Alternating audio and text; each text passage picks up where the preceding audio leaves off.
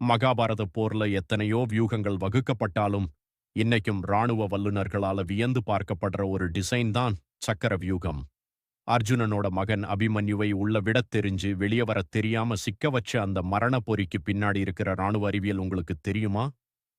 சக்கர வியூகம்ங்கிறது வெறும் வட்டம் கிடையாது. இது ஒரு மரணச் சூழல். மேலிருந்து பார்த்தா ஒரு தாமரைப்பூ விரிஞ்சிருக்கிற மாதிரி இருக்கும். இதோட ஒவ்வொரு லேயர்லயும் ஆயிரக்கணக்கான வீரர்கள், யானைகள், குதிரைகள்னு வரிசையா இருப்பாங்க.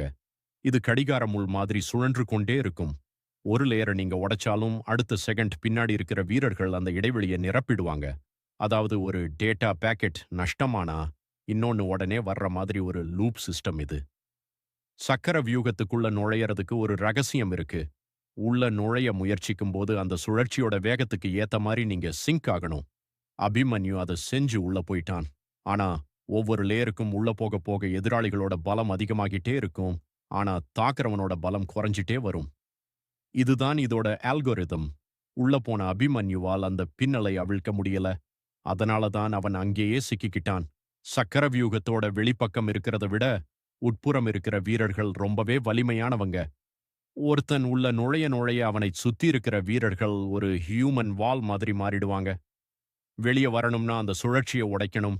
அந்த வித்தை அர்ஜுனனுக்கும் கிருஷ்ணனுக்கும் மட்டும்தான் தெரியும். அத தெரியாம உள்ள போனதுதான் அபிமன்யுவோட வீர மரணத்துக்கு காரணம்.